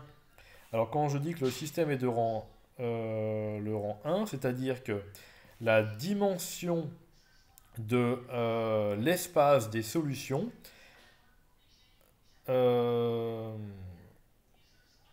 Ah ouais, excusez-moi. Ouais, c'est là où j'ai pas été super clair. Pardon, c'est pas, c'est pas le système qui est de rang 1. Pardon, le système est de rang 4. La dimension de l'espace des solutions est égale à 1. Parce que dans le dernier système, on a une expression en une relation entre bêta 1 et bêta 2. Donc on peut par exemple exprimer bêta 1 en fonction de bêta 2. Si on remonte, on a donc alpha 3 en fonction de bêta 2, puis alpha 2 en fonction aussi de bêta 2, puis en remontant alpha 1 en fonction de bêta 2. Donc en fait, l'espace des solutions du système, je croyais que j'avais corrigé là, mais j'ai fait une faute. L'espace des solutions du système est un espace vectoriel de dimension 1. Donc le système est de rang 4, excusez-moi, non pas de rang 1, mais de rang 4. Voilà. Donc ça, c'est la fin de la remarque dans le cours sur les systèmes. Et donc, plus la dimension de l'espace des solutions est grand, plus le rang du système est petit. Donc là, on a 5 inconnus, la dimension de l'espace des solutions qui est égale à 1 seulement, donc on a un système de rang 1. Donc l'espace vectoriel engendré est un espace vectoriel de rang 1. Par contre, comme l'espace des solutions est de rang 1, ça signifie que l'intersection de f inter g donc, est un espace vectoriel de dimension 1. Alors, j'ai expliqué un petit peu après quels sont les vecteurs qui sont dans f inter g. Si on a un vecteur de f inter g, dans ces cas-là, c'est un vecteur qu'on a appelé x. Il s'écrit sous la forme bêta 1d plus bêta 2e. Et il y a une relation entre bêta 1 et bêta 2 qui est 4 bêta 1 plus 9 bêta 2 égale 0. Donc on peut remplacer donc bêta... Alors qu'est-ce que j'ai remplacé? Bêta 2 je crois par bêta 1. Et donc on se retrouve avec donc un vecteur x est dans l'intersection s'il est de la forme moins 9d plus 4e. Donc parce que moins 9 fois bêta, si c'est la valeur de bêta 1, et plus 4 si c'est la valeur de bêta 2, on a bien 4 bêta 1 plus 9 bêta 2 égale 0. Donc l'intersection est de dimension 1.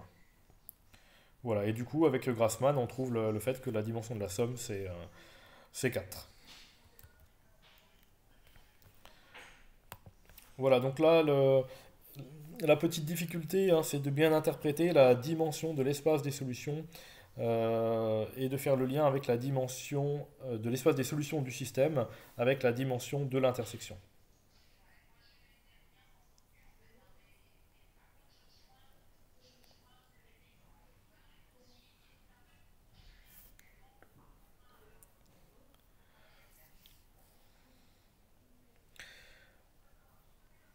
Alors, 4 bêta 1 égale moins 9 bêta 2, eh bien ça, Mathilde, c'est la dernière ligne du système résolue avec le pivot de Gauss. Est-ce que c'est ta question?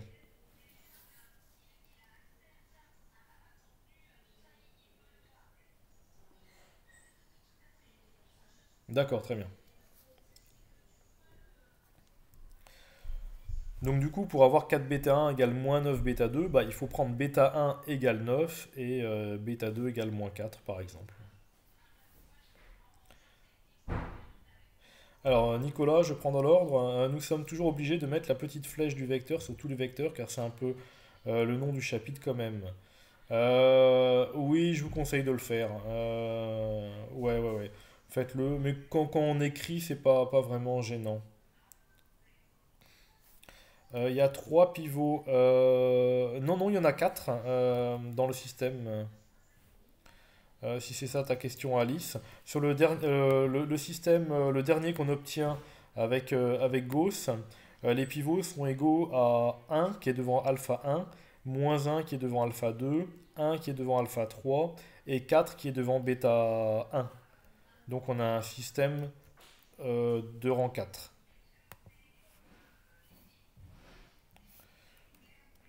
Donc pour l'intersection, on a bien un système de rang 4. Et donc la dimension de l'espace des solutions est égale par contre à 1.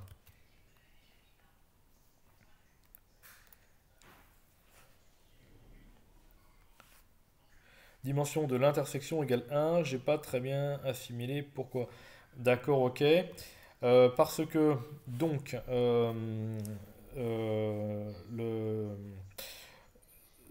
alors c'est ça qui est le moins évident. Si tu veux, on a un vecteur x est dans l'intersection. Regarde l'écriture de ton vecteur x au-dessus des systèmes, là, comme une combinaison linéaire de d et de e, sur lequel j'ai oublié une flèche. Donc x égale bêta 1d plus bêta 2e. Or, il y a une relation sur le tout dernier système, dernière ligne, entre bêta 1 et bêta 2. Donc on va pouvoir exprimer bêta 1 en fonction de bêta 2 par exemple. Ce qui nous donne, on choisit bêta 2 comme on veut, dans R, on prend la valeur de bêta 2 qu'on veut, mais une fois qu'on a choisi bêta 2, on n'a plus le choix pour bêta 1. Donc ça nous donne un vecteur, par exemple, si on prend, donc j'ai pris bêta 2 égale 4, dans ces cas-là, si on prend bêta 2 égale 4, nécessairement bêta 1 égale moins 9. Alors j'ai pris bêta 2 égale 4, parce que dans ces cas-là, ça donne des nombres assez simples, hein. Et donc, si bêta 2 est égal à 4, nécessairement bêta 1 est égal à moins 9. Donc, dans ces cas-là, le vecteur x, il vaut moins 9d plus 4e. Mais, donc, on a un seul choix parmi les 5 inconnus, pardon. On décide par exemple que c'est bêta 2. Donc, un seul choix parmi les 5 variables, ça nous donne bien un espace de solution de dimension 1. Donc tous les vecteurs de l'intersection sont de la forme moins 9d plus 4e à un multiple près. Donc c'est pour ça que j'écris vect de moins 9d plus 4e.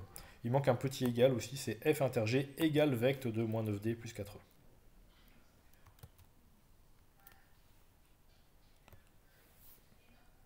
Là c'est un passage un peu plus difficile.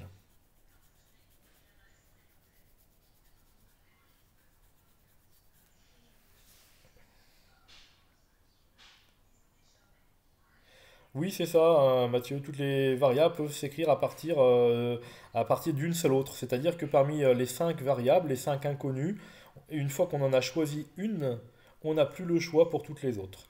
Donc c'est un espace de solution de dimension 1. En fait, l'ensemble des solutions, on pourrait l'écrire l'ensemble des quintuplets, alpha 1, alpha 2, alpha 3, bêta 1, bêta 2, et remplacer le alpha 1 par son expression en fonction de bêta 2, remplacer alpha 2 et alpha 3 et bêta 1 en fonction de bêta 2. Mais je ne l'ai pas fait parce que franchement c'est pénible à écrire. Voilà, j'attends les autres questions là-dessus. Voilà, exactement, on reprend tout à fait. Oui, on reprend. C'est comme pour résoudre un système, en général, on repart du bas. Donc, on part d'une inconnue qui est sur la dernière ligne. Donc là, j'ai pris bêta 2, et puis on peut exprimer bêta 1 en fonction de bêta 2. Puis après, on remonte pour avoir alpha 3, et puis on remonte pour avoir alpha 2, etc. Mais on peut très bien choisir en fonction de bêta 1. Voilà. Alors, question de Romain, je lis. N'importe quelle famille d'un espace vectoriel suffit pour déterminer la dimension de cette famille. Non. Oui, il faut une base, hein, Romain, attention, hein. La dimension, on a démontré que la dimension d'un espace vectoriel, c'était... Enfin, dans un espace vectoriel de dimension finie, toutes les bases avaient la même dimension. Donc, c'est le cardinal d'une base qu'il faut avoir. Donc, il faut absolument avoir une base.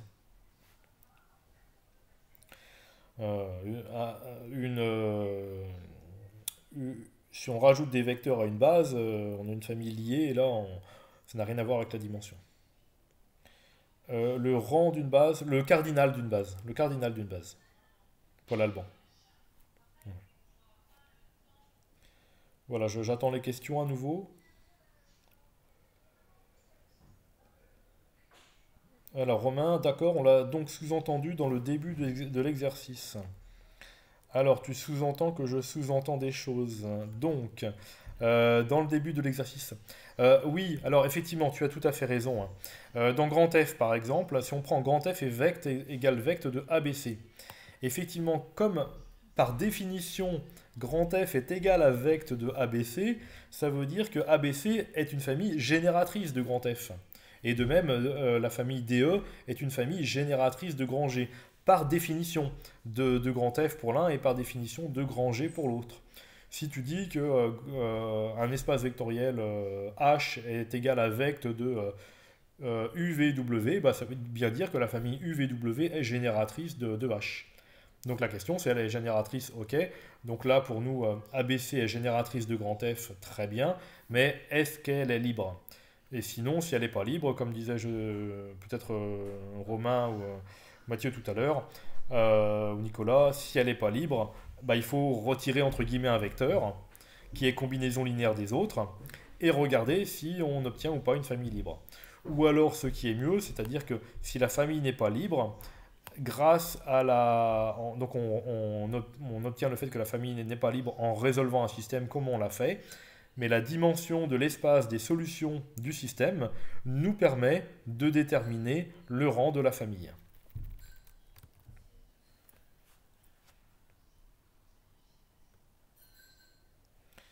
Ok, alors Romain, d'accord, on l'a donc sous-entendu, oui, ça j'ai répondu. Et Nicolas, pourquoi la base de F inter G n'est pas un quintuplet mais seulement un couple? La base de F inter G, non, non, non. Alors, il manque le petit égal, hein. F inter G, c'est vect de moins 9D plus 4E. Moins 9D plus 4E est un seul vecteur. Voilà. Donc, la base de F inter G, c'est le vecteur moins 9D plus 4E qu'on multiplie par n'importe quelle constante réelle. C'est donc une droite vectorielle, l'intersection. C'est un espace vectoriel de dimension 1. Le vecteur qui constitue la base, c'est moins 9D plus 4E. Voilà, c'est un espace de dimension 1, donc la base contient un seul vecteur.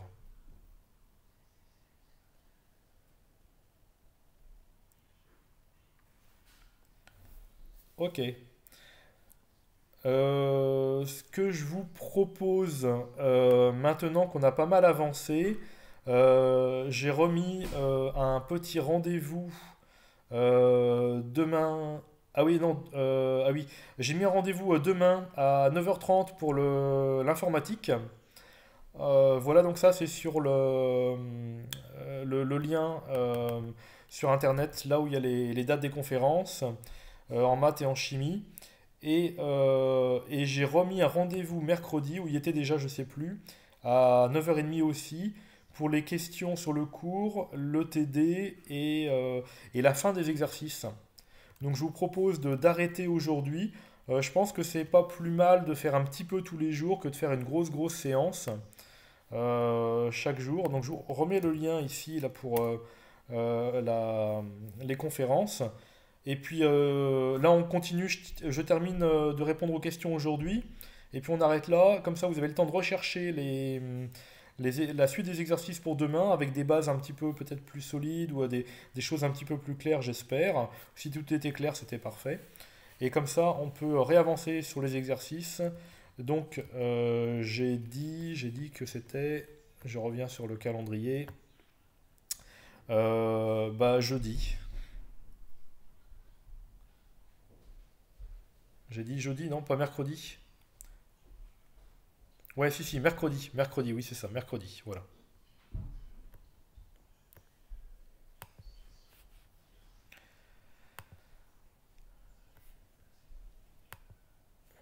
Alors, tiens, j'avais un petit micro qui était baissé, je comprends pas pourquoi.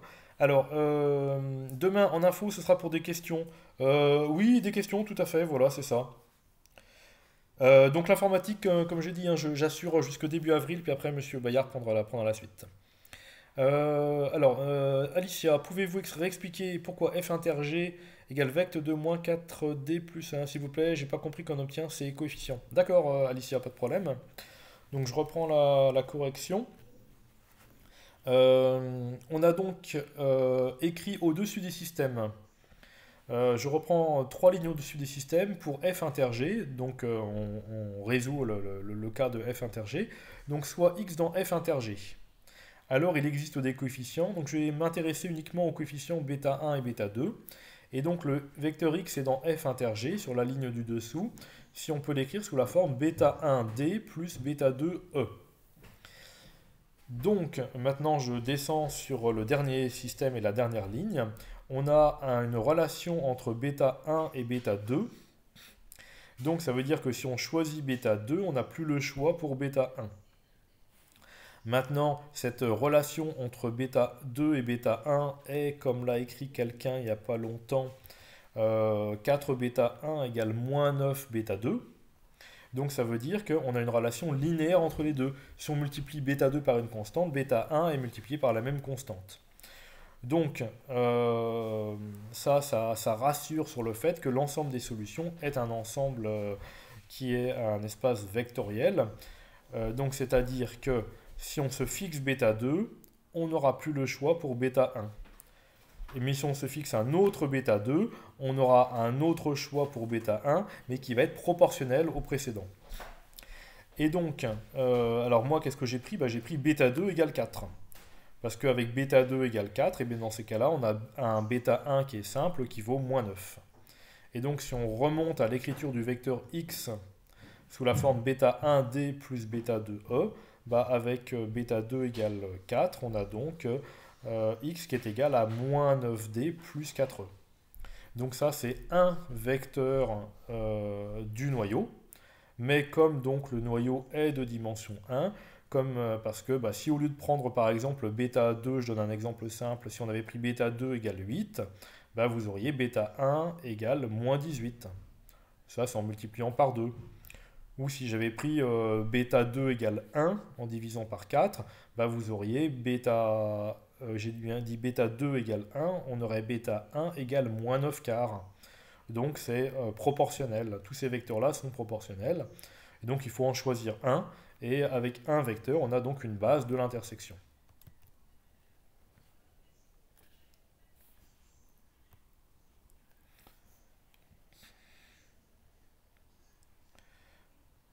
Et je crois que quelqu'un avait une question sinon sur le cours, mais voilà. J'attends les dernières questions sur s'il y en a sur cette partie-là du TD, et puis sinon je réponds à la question sur le cours.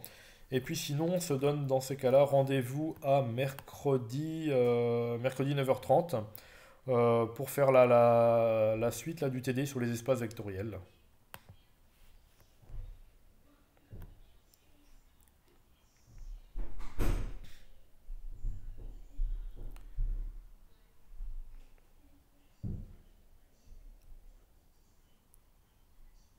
Ok. Qui est-ce qui avait une question de cours? C'était Félicien. Ah oui. C'est moi, monsieur. Oui, Oui, du coup, c'est sur les intégrales. oui. À un moment dans la vidéo, vous parlez des fonctions. Et vous dites que les fonctions continuent par morceaux, c'est pas forcément un programme. Et que du coup, si on dit qu'elles sont continues, tout simplement. Oui. Et je voulais savoir, est-ce que toutes les fonctions sont continues par morceaux? Est-ce que toutes les fonctions continues sont continues par morceaux, c'est ça? Ouais, c'est ça. D'accord, Parce ok. que sur une fonction où la limite, en plus l'infini est finie, là ça me paraît logique, mais dans le cas où c'est pas fini, j'ai du mal. Ok, alors je réinsiste. Ce qui nous intéresse, nous, c'est de regarder de l'intégration uniquement sur un segment. Donc on ne se pose pas la question en plus ou moins l'infini en fait. Voilà, l'intégrale de Riemann, contrairement par exemple à l'intégrale de Lebesgue qui est beaucoup plus puissante, l'intégrale de Lebesgue permet de traiter directement des intégrales sur 0 plus infini. L'intégrale de Riemann, c'est uniquement sur un segment AB. Donc en fait, on ne se pose pas pour l'intégrale de Riemann le problème en plus l'infini ou moins l'infini. Voilà, on travaille sur un segment AB. On ne dépasse pas ce cadre-là.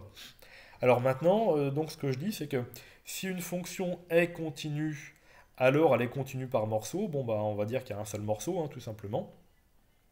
Mais par contre, parmi l'ensemble des fonctions continues par morceau, en fait, l'ensemble des fonctions continues par morceau contient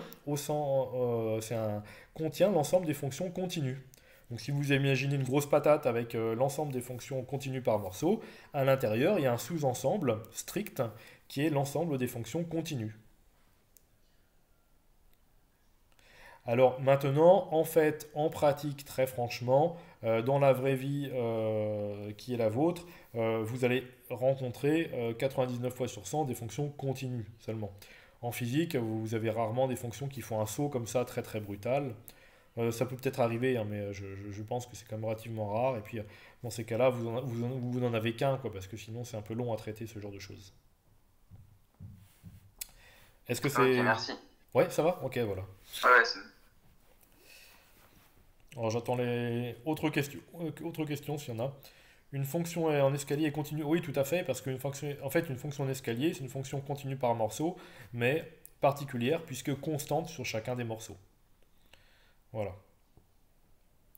Donc parmi les fonctions, voilà, les fonctions continues par morceau, il y a un sous-ensemble que sont les fonctions continues, les fonctions en escalier. Mais comme je disais, tout ça, c'est de la construction de l'intégrale. L'idée est de comprendre historiquement et puis de comprendre qu'on peut effectivement donner une définition très rigoureuse du mot intégral sans passer par la notion d'aire, parce qu'en fait la notion d'aire est elle-même très difficile à définir. Et en fait on définit la notion d'aire par la notion d'intégrale. Donc on peut définir la notion d'intégrale comme on l'a fait Riemann, par une intégrale, c'est une limite. Une limite, une borne supérieure d'un ensemble de valeurs. Alors, vu comme ça, c'est pas très rassurant hein, de voir l'intégrale comme une borne supérieure, mais en pratique, cette vision-là de l'intégrale, vous n'aurez pas à l'utiliser dans les exercices, sauf pour les sommes de Riemann. Il y aura dans les exercices, je ne sais pas si ça t'a déjà regardé, peut-être pas, quelques sommes de Riemann à calculer. Donc il y aura des sommes de Riemann à calculer, c'est pas facile, hein, c'est pas toujours évident.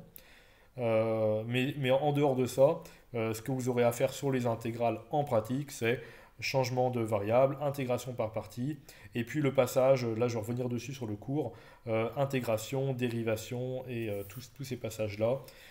Et puis aussi bien manipuler à partir de maintenant, ça c'est nouveau, bien manipuler, je ne sais pas si vous avez vu la dernière vidéo que j'ai postée cette nuit, la notion d'intégrale où la variable apparaît sur la borne supérieure.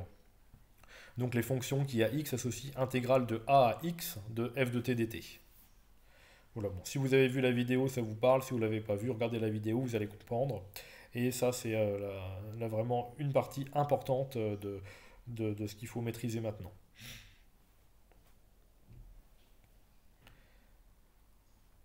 Est-ce que ça va pour vous ou pas? Là, je pense qu'on a 1h40 à peu près, 1h30, 1h40. Je pense que c'est pas mal comme temps.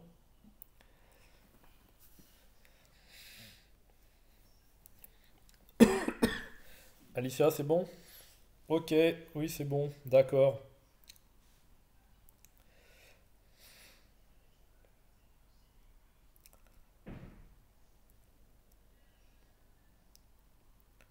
Ok, très bien, bon, super. Bon, bah écoutez, bon courage. Donc, je vous ai encore posté une vidéo, là, ça avance pour le cours. Je vais essayer d'en faire des un petit peu plus courtes, enfin, ou pas trop longues, je vais voir. Tout dépend par quel bout on prend les choses. Et puis, bon courage, parce que je pense que va falloir tenir hein, dans la durée. Donc, je pense que des rendez-vous assez réguliers comme ça, c'est pas mal pour tenir dans la durée. Donc, faites bien des maths, faites aussi de l'informatique, enfin, travaillez un petit peu tout. Et puis, pour le sport, faites au mieux. Et puis, on verra bien. Je pense que on verra d'ici quelques semaines comment ça va évoluer. Voilà, bonne journée, j'attends les derniers messages et puis on se retrouve demain pour l'informatique s'il y a des questions.